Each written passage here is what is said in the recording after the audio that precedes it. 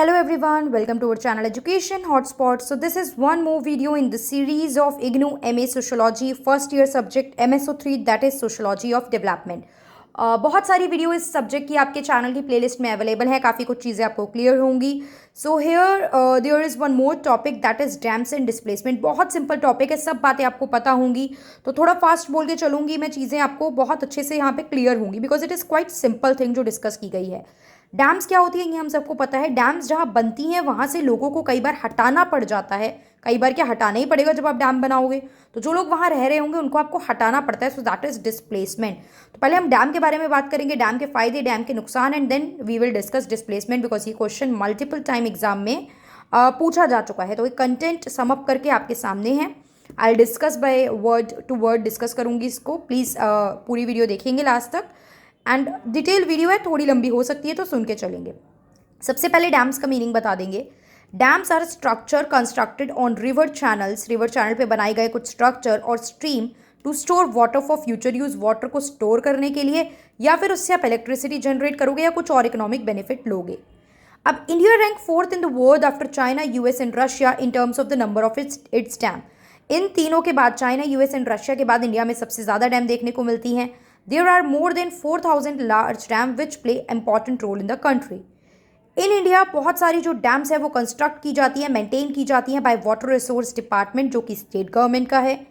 In the recent year there has been a trend toward private sector operation of hydro power dams. Private sector का role भी हमें इसमें देखने को मिल रहा है. In the initial year it serve the irrigation purpose. जब स्टार्टिंग में आई तो मतलब यही था कि बनाएंगे और इरीगेशन के लिए इसको यूज़ कर लेंगे, लेकिन लेटर ऑन ये देखा गया कि ये वाटर सप्लाई के लिए भी एक इम्पॉर्टेंट रोल प्ले कर रही थी. अभी और भी इसके इंपॉर्टेंस देखेंगे. National commission for integrated water resource development set up की गई थी by government of India in the year 1999, जिसने फोरकास्ट किया था that the total water requirement for domestic purpose in a country as a whole, हमारी country में जो कि 2010 में 43 BCM थी, वो बढ़ के 2025 तक 62 BCM हो जाएगी. And then by the year 2050 ये 111 BCM हो जाएगी, जिसमें से जो मैक्सिमम सप्लाई आप पूरी करोगे वो सरफेस सोर्सेज के थ्रू ही करोगे. लार्ज डैम जो होती है वो स्ट्रैटेजिक इंपॉर्टेंस के लिए भी बहुत इंपॉर्टेंट है इंडिया के एनर्जी सिनेरियो के लिए. अब आर्ग्यूमेंट्स फॉर लार्ज डैम. देखो, जब आप डैम कंस्ट्रक्ट कर रहे हो ना, तो उसके कुछ फ़ायदे भी हैं, उसके कुछ नुकसान भी हैं. हर चीज़ का जो इम्पैक्ट पड़ता है पॉजिटिव भी होता है, नेगेटिव भी होता है. तो पहले हम डैम बनाने के कुछ पॉजिटिव इम्पैक्ट देखेंगे, then will look at the negative impact, और फिर हम डैम्स और डिस्प्लेसमेंट के कंसेप्ट पे भी डिटेल में बात करेंगे. तो water is essential to sustain all forms of life on earth. पहले थोड़ा इंट्रोडक्शन दे दो, सीधे फायदे मत बताने लगो. फायदे तो अभी डायरेक्ट मेन पॉइंट्स में खत्म हो जाएंगे. वाटर ज़रूरी है. अगर आपको लाइफ चाहिए, किसी भी को भी लाइफ चाहिए, तो water is important. According to Jawaharlal Nehru, dams are considered as a temple of the modern India. ये नेहरू जी की स्टेटमेंट थी which shows the relevance of the dams, as it was felt at the time that the construction of large dam would solve many problems in India. अब बहुत सारी problem solve करेगी. क्या क्या करेगी? यही प्रॉब्लम नेहरू जी ने एड्रेस करी थी कि डैम्स ये फायदे दे सकती है हमें. पहली बात तो ये डैम्स का कंस्ट्रक्शन करने से इरिगेशन की प्रॉब्लम सॉल्व हो जाएगी, जो कि इनिशियल ईयर में हुई भी थी, और बेनिफिट मिला. एग्रीकल्चर की प्रोडक्शन प्रोडक्टिविटी बढ़ी. ये आपका वाटर सप्लाई के लिए इंपॉर्टेंट सोर्स का काम करेगा. It can be used as one of the important source to supply the water. ये टूरिज्म को प्रमोट करेगा आसपास के एरिया में. जब आप बनाओगे तो डैम्स वाला जो एरिया होता है वो एक इंपॉर्टेंट अट्रैक्टिव टूरिस्ट पॉइंट भी बन जाता है. इलेक्ट्रिसिटी जनरेट करेगा, जो कि काफ़ी ज़्यादा लोगों की नीड फुलफिल करेगा. Electricity generation, electricity almost required होती है हर सेक्शन और हर मतलब कंट्री में. सारी पॉपुलेशन इलेक्ट्रिसिटी तो यूज़ कर ही रही है ना, तो इलेक्ट्रिसिटी प्रोडक्शन में एक इंपॉर्टेंट रोल प्ले करेगा. प्लस फ्लड को कंट्रोल करने में भी एक इंपॉर्टेंट रोल प्ले करता है. So these are the benefits of the construction of the dam. इसी को हम कह सकते हैं आर्ग्यूमेंट्स फॉर कि डैम क्यों कंस्ट्रक्ट की जानी चाहिए.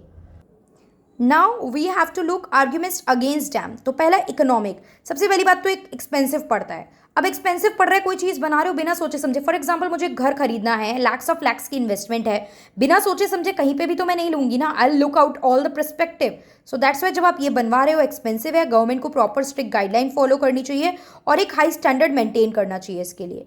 अभी पॉइंट करा रेजिस्टेंस एंड डिस्प्लेसमेंट, इस पर डिटेल में आगे बात भी करने वाले हैं. डिस्प्लेस करना पड़ता है, फोर्सफुली आपको लोगों को वहाँ से हटाना पड़ेगा, और इसकी वजह से लोग रेजिस्ट करते हैं कि हमसे हमारा घर छिन जाएगा, हमसे हमारी जॉब और जो भी यहाँ आप रह रहे हो वो चीज़ चली जाएगी. तो लोग रेजिस्ट करते हैं डैम के कंस्ट्रक्शन को। प्लस ये जो सोशल और ह्यूमन कॉस्ट होती है इनको इन्वॉल्व नहीं कर रही है अपने साथ कंस्ट्रक्शन ऑफ डैम, और पॉलिसी मेकर इसको legitimate and inevitable cost of development मानते हैं कि भाई डेवलपमेंट करना है तो बनानी पड़ेगी ना। अब उसके लिए थोड़ा सा लोगों को हटाना पड़ रहा है, लेकिन एज अ नेशन इंटरेस्ट तो ये तो बोलते हैं कि हम डिस्प्लेस कर रहे हैं, ऑल्दो प्रैक्टिकली उतने अच्छे से काम नहीं हो पाता है, लेकिन स्टिल बोला जाता है कि उनको डिस्प्लेस कर दिया जाएगा। और इस चीज़ को ये एक्सेप्टेबल मानते हैं क्योंकि ये लार्जर नेशन के interest, India as a whole के इंटरेस्ट को फुलफिल करेगा, उसकी डेवलपमेंट में इंपॉर्टेंट रोल प्ले करेगा। इकोलॉजिकल कॉन्सिक्वेंसेज भाई एक्वेटिक लाइफ को डिस्टर्ब करता है, और प्लस इससे नेचुरल फ्लो ऑफ वाटर भी रुकता है। अभी आगे इसके बारे में और डिटेल में भी आ जाएंगी बातें। डैम्स फेलियर, कई बार आपके पोटेंशियल पावर जो है वो प्रॉपर वर्क नहीं करा, प्लान आपका प्रॉपर नहीं था, इम्प्रॉपर प्लानिंग थी, अचानक से अनफोर्सीन फ्लड आ गई, तो ऐसी चीज़ें आप कंट्रोल समटाइम नहीं कर पाते हैं। प्लस ह्यूमन कॉन्सिक्वेंसेज की मैं इसमें बात करूं तो हम देखेंगे कि climate change is predicted to effect future supply and demand for water resources. आपकी वाटर की जो डिमांड और सप्लाई है उसको मेंटेन करने के लिए ये चीज़ बात की जा रही है, और करेंट वाटर मैनेजमेंट जो प्रैक्टिस है वो प्रॉपर इसके साथ कोप अप नहीं कर पाएगी। इसके रिगार्डिंग देखो नेगेटिव में ये मैंने अलग से बॉक्स बना के लिखा है बिकॉज कोई पॉइंट नहीं है, बट आप इसको चाहो तो जब आप आर्ग्यूमेंट्स अगेंस्ट बताना स्टार्ट करोगे ना तो स्टार्टिंग इस लाइन से कर सकते हो कि river act as the planet circulatory system. जैसे आपकी बॉडी का सर्कुलेशन सिस्टम वर्क करता है ना, उसी तरीके से रिवर जो है वो एक प्लैनेट की सर्कुलेटरी सिस्टम है। Like our body circulation system, the planetary one does not work very well when it is clogged. जैसे बॉडी में क्लॉग पड़ जाते हैं तो वो सर्कुलेशन सही से नहीं हो पाता, इसी तरीके से अगर आप प्लैनेट का जो सर्कुलेटरी सिस्टम है यानी कि रिवर, उसमें क्लॉग लगा दोगे तो वो सिस्टम सही से वर्क नहीं करेगा। इफ रिवर फ्लो, अगर जो रिवर फ्लो कर रही है वो हार्ट बीट है, तो जो हम ह्यूमन है वो उस हार्ट की डिजीज है, क्योंकि हम बहुत सारी रिवर्स को ब्लॉक कर देते हैं by the dams. So this is important, अगर आपको अगेंस्ट में लिखना है तो आप इस लाइन से स्टार्ट कर सकते हो। Plus large dams also fragment the river time ecosystem को इम्पैक्ट करता है, isolating population of species living up and down stream of the dam. जो ऊपर और नीचे वाटर स्पीसीज वगैरह हैं उनको इम्पैक्ट डालता है। Vast flow of major river basins deliver phosphorus, iron और अदर न्यूट्रिएंट, वो अलग ले जाते हैं इसको, और जो ले जाते थे वो कंज्यूम किया जाता था various forms of sea life, जैसे कि सच एज फाइटोप्लैंक्टन, ये आपको सी में देखने को मिलते हैं, तो ये कंज्यूम करते थे। तो अब जब आपने इसको रोक दिया है तो ये चीज़ इन तक नहीं पहुंच पा रही है, तो इनकी ग्रोथ में भी तो प्रॉब्लम होगी। Dams could change this delicate working of the ecosystem by holding back the river borne sediment, so this will create a problem. Now next if we look, इसमें आगे क्या लिख सकते हैं, free flowing river are now such a reality, मतलब इतनी rare हो गई है, देखने को ही नहीं मिलती है कि फ्री फ्लोइंग रिवर है। कहीं ना कहीं आप डैम्स वगैरह कंस्ट्रक्ट करके उनके फ्लो पे रोक लगा देते हो, that they would be classifies as an endangered species if they were considered living things. अगर आप रिवर को लिविंग थिंग मान लो तो वो इतनी रेयर हो गई है फ्री फ्लोइंग रिवर कि आप उनको इंडेंजर्ड स्पीसीज में डाल सकते हो, rather than merely the support system for all the living things. Clear? Dams causing displacement को अब डिटेल में देख लेते हैं। वैसे तो देख लिया था, क्या देखा था कि माना जा रहा है कि ये जो डिस्प्लेसमेंट आप कर रहे हो ये ज़रूरी है, अगर नेशन इंटरेस्ट की बात करें तो इन लोगों को डिस्प्लेस करना ज़रूरी है, लेकिन प्रॉब्लम क्या है, इनके लिए प्रॉपर पॉलिसीज़ नहीं है, प्लान्स नहीं है, उनकी कंडीशन, आप उनसे उनका घर छीन रहे हो, जॉब चली जाती है, तो उस वजह से उनको बहुत प्रॉब्लम सफ़र करनी पड़ती है। सो दिस इज़ इनह्यूमन, मतलब ह्यूमन राइट्स वायलेशन है, फंडामेंटल राइट वायलेशन एक तरीके से देखें तो, अगर आप उनको प्रॉपरली रीसेटलमेंट और रिहैबिलिटेशन का काम नहीं कर रहे हो, राइट। तो overall the world approx 15 million people each year are force to leave their homes following big development project की वजह से उन्हें अपना घर छोड़ना पड़ता है। The Indian Institute of Public Administration estimate that the average number of person displaced by large dam is 44,182। अच्छा, अगर सिर्फ डैम कॉजिंग डिस्प्लेसमेंट आता है तो पहले डैम्स का इंट्रोडक्शन देना, शॉर्ट में फायदे बताना, नुकसान बताना, डिस्प्लेसमेंट के पॉइंट को हाईलाइट करके बताना है, फिर पहले थोड़ा फोकस इस पर रख लेना, फायदे चाहे नहीं भी बताना, फायदे को कंक्लूजन में लिख देना अगर डैम्स एंड डिस्प्लेसमेंट का क्वेश्चन आता है कि येस प्रॉब्लम तो होती है लेकिन फायदे भी हैं, सो इसीलिए हम इग्नोर नहीं कर सकते हैं द कंस्ट्रक्शन ऑफ डैम।